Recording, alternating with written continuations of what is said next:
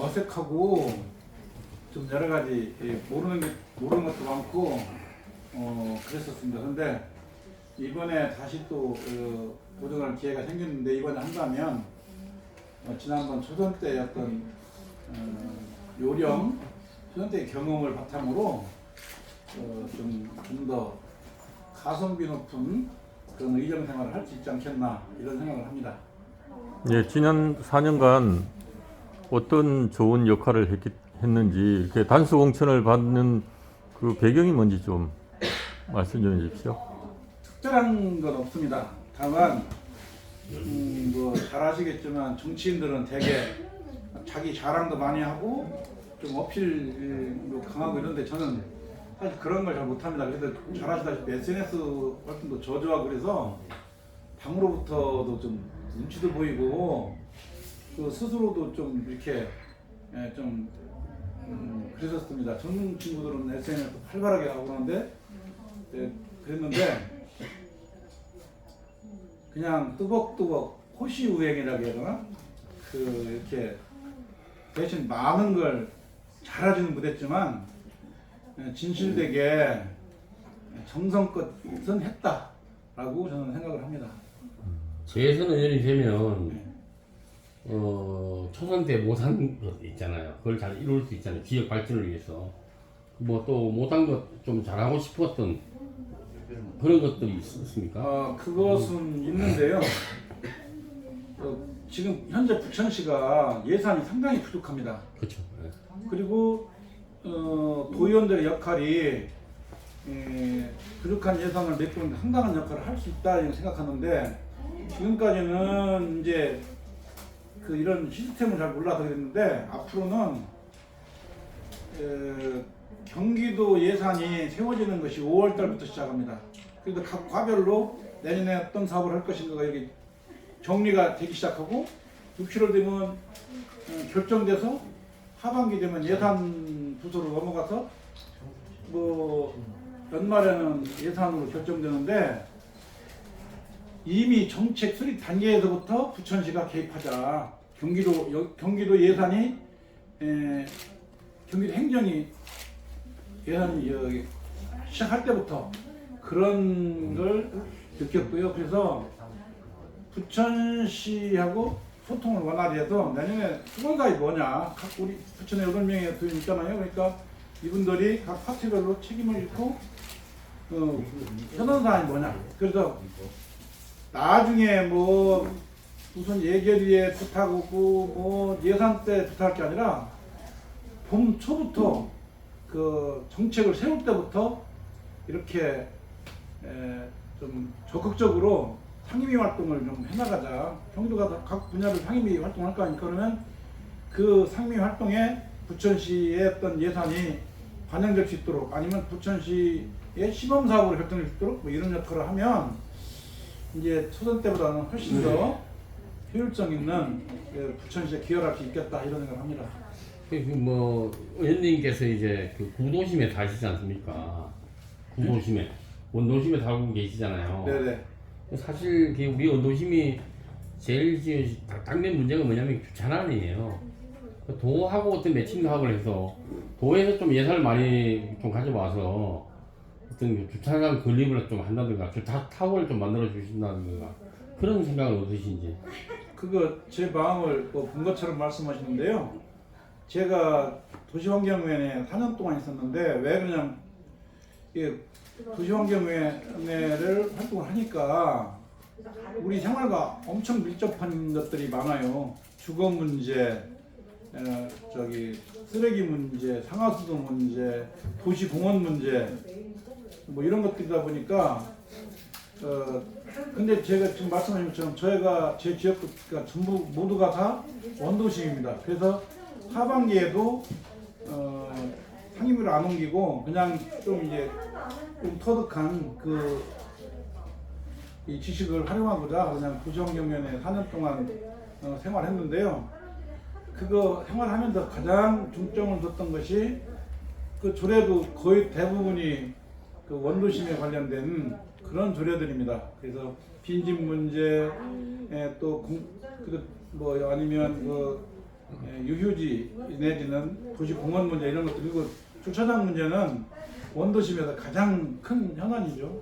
그리고 도의원들한테 조금씩 주어지는 그 특별 조정 교부금 특조도 이 주차장 문제는 용이하게 이렇게 허락이 됩니다. 그래서 제가 그 4년 동안 하면서 특조나 이런 것들로 그걸 통해서 주차장 조성하는 데 좀 돈을 가져왔는데, 그때는 그냥 그 뭐였는데, 이제는 좀 더 적극적으로 현황을 파악하고 개발을 하는 쪽으로, 뭐냐면 적극적으로 그전에는 뭐 민원이 들어온다든지 무슨 이슈가 생겼을 때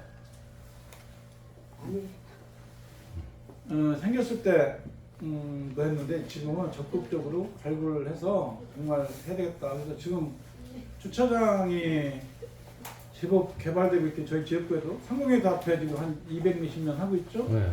그다음에 원미산 밑에 거기 주차 개발하고 있죠. 그리고 이쪽 그 신국 행정복지센터 부근에도 어디다 해야 하는 것이 문제지만, 지금 우민아파트 뒤쪽에.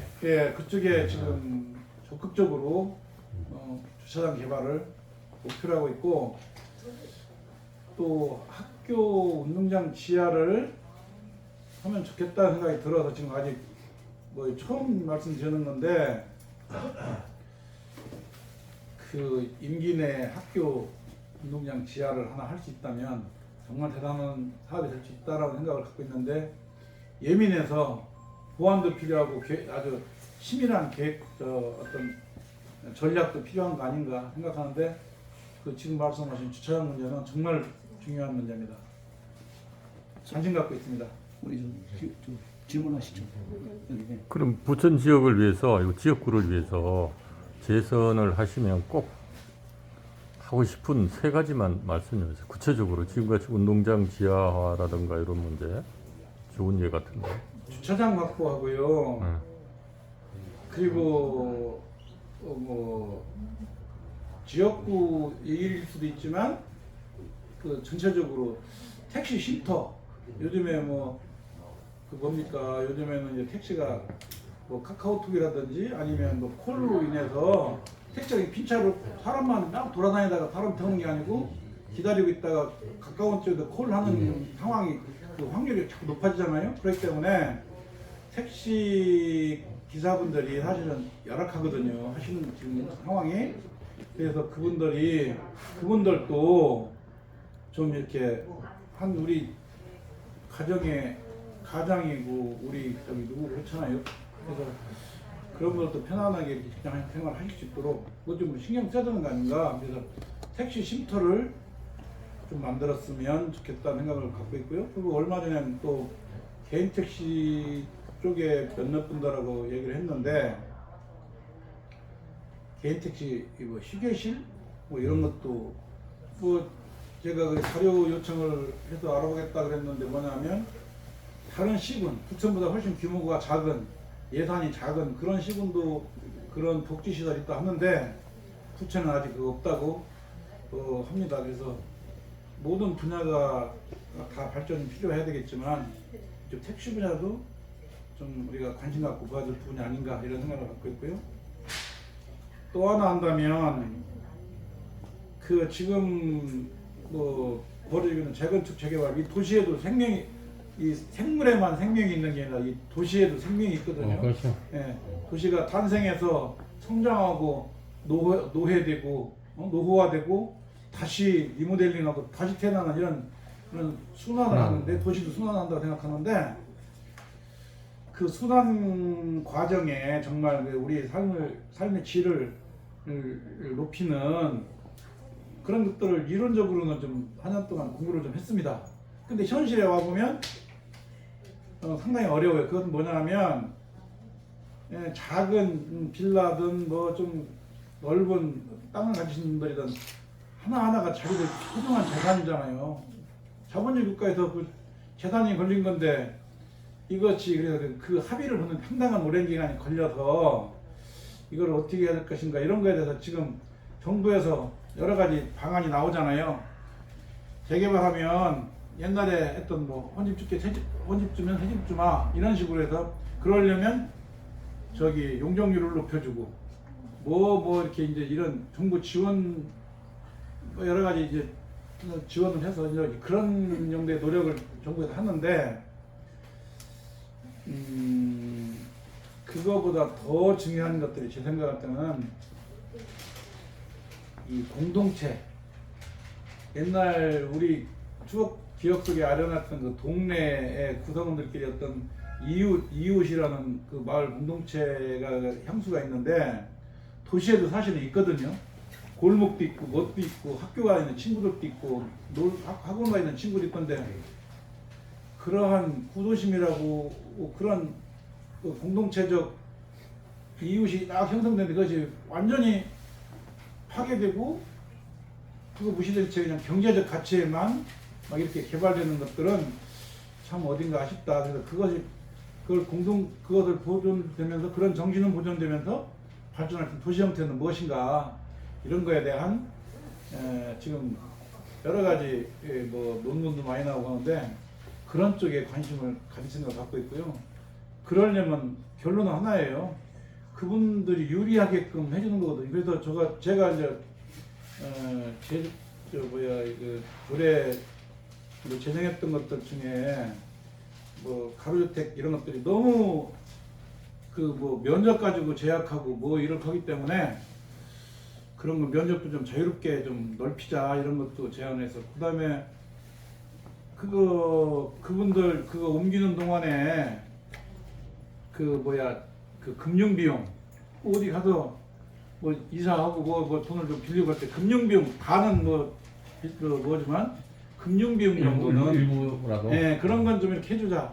그다음에 또 우리 수강은 아니지만 그 어려운 분들에 대한 금융 비용 어려운 그 금융 비용이 별거 아닌 것 같아도 정말 어려운 분들한테는 상당히 아주 소중한 돈이거든요. 정말 희망이고 소중하거든요. 그래서 그런 작은 것들 좀 그늘진 부분 그 다음에 그런 것 챙겨볼 생각이고요. 그리고 또 상임위가 복지 쪽으로 간다면 사실은 우리나라가 복지의 종류는 많고 어느 정도 자꾸 복지가 이제 향상되어 가고 우리나라 예산의 약 40%까지 복지비가 올라가서 다른 나라에 비하면 상당한 수준까지 올라와 있지만 그럼에도 불구하고 정말 어려운 사람들은 아직도 삶의 질이 열악하거든요. 그래서 그런 부분. 그 다음에 복지비가 새는 부분 보면 왜 그 언론에도 많이 나오고 하듯이 가짜 교통사고 환자들, 가짜 무슨 뭐 실손보험료 뭐 이런 거 있잖아요. 그렇듯이 가짜 복지 비용이 샌다고 저는 생각하고 있습니다.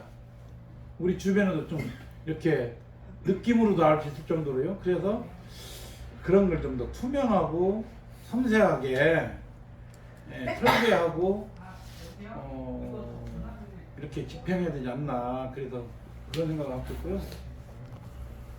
기본적으로는 모든 정책들이 공무원분들의 역할이 중요하다고 생각하거든요.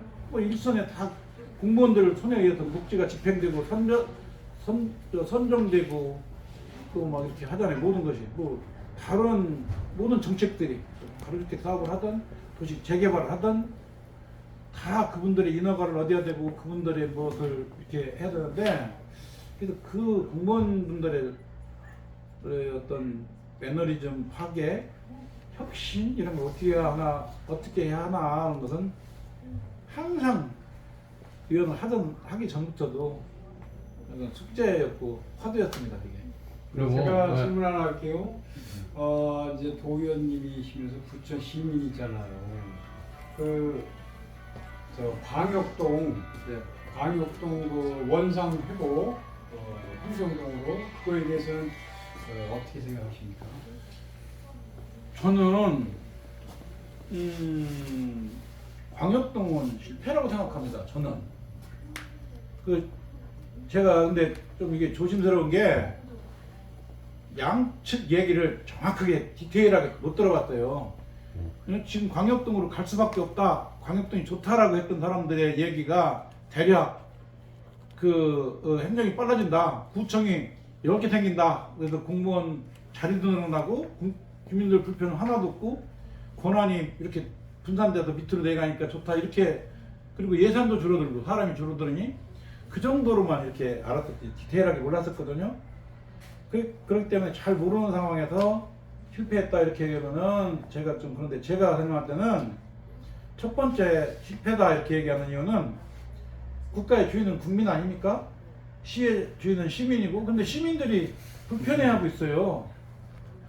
네, 다는 아니고 이제 제일 불편을 느끼는 분들이 동네에서 있던 그 봉사활동 하시는 분들, 동네에 봉사활동 하시는 분들이 한 10개 단체 정도가 각 동별로 있거든요. 그분들이 모여서 활동하는 과정에서 아까 말씀드렸던 공동체 의식, 이런 끈끈한 그런 게 있었는데 그런 게 없어지고 이제 크게 하다 보니까 이제 그러한 공동체 의식이 약해지고 관심도 떨어지는 거죠. 근데 분명한 건 그런 분들의 한 분 한 분들의 어떤 참여와 희생과 솔선수범, 봉사 이런 것이 공무원들의 그 공백을 메꿀 수밖에 없는 거거든요. 공무원들이 손을 다 못 미치거든요. 근데 그러한 것들을 다 광역동에서 못하고 있지 않냐. 그리고 그 활동하신 분들이 좀 불만이 많은 것 같습니다. 그래서 그런 면에서 국민들을 설득하는 데서 실패한 거 아니냐. 그래서 저는 별로 높은 점수를 줄 수 없다. 저는 그냥 생각합니다. 이성구 도의원께서 올해 이제 재선에 임하는 슬로건이 주민 행복, 한 걸음 더 가까이 가기 위한 슬로건인데 사실 이제 인구가 고령화되어 가면서 읍미동에 원도심에 없는 것이 하나 있어요. 뭐냐면은 게이트 볼장이 없다고. 뭘? 게이트 볼장이 우리 읍미동 쪽에는 없어요. 1동, 2동 다 통틀어서 여기 쪽에는 없기 때문에 그걸 이제 공약으로 내거는 사람들을 찍어주자 이런 어르신들이 많아요. 그것이 그것이 바로 도에서 좀 매칭합으로 좀 해서 갖고 오면 할 수 있는 부분이라고 생각하는데 어떻게 생각하십니까? 게이트볼장의 필요성에 대해서는 제가 가장 잘 아는 사람이기도 그렇죠. 하죠. 네.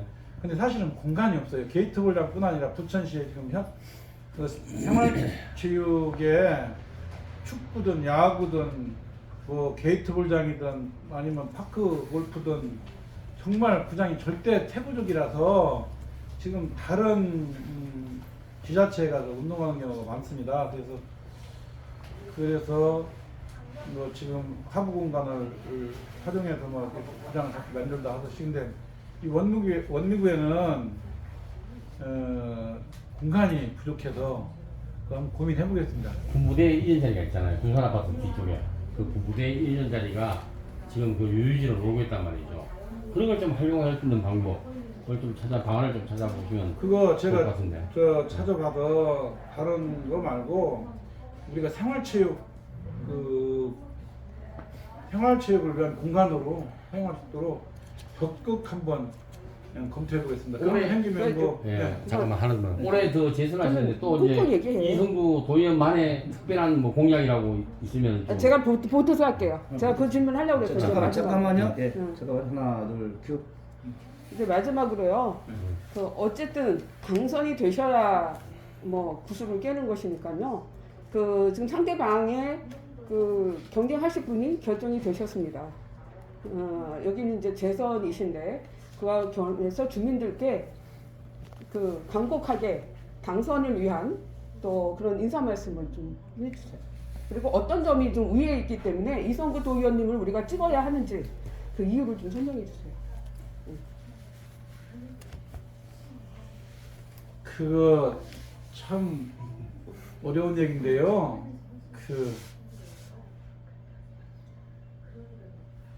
정치인은 지금 다른 여러 그 직군이라고 해야 되는지 뭐 집단 중에 신뢰도가 가장 낮은 집단임에 분명한데요. 좀 더 낮은 자세로 정성껏 진실되게 이렇게 뜨벅뜨벅 하면 인정받지 않겠느냐는 생각이 들고요. 그리고 인정을 받을 수도 있고 못 받을 수도 있지만 그 거기에 순응하는 것이 순응하겠다라는 것이 제 생각입니다. 그래서 그리고 이제 국민들께서도 대략 이렇게 소문이든 뭐 하면 나시지 않겠나. 아니면 그 뭐 SNS는 좀 부족하더라도 홍보 능력은 좀 부족하더라도 뭐 이렇게 한눈 팔거나 무능하지는 않았지 않냐라고 저는 생각합니다. 그렇기 때문에 그런 부분을 성실하게 낮은 자세로 열심히 하겠습니다라고 이렇게 홍보하면 인정해 주시지 않겠나 그냥 생각합니다. 그만하지. 오케이. 땡.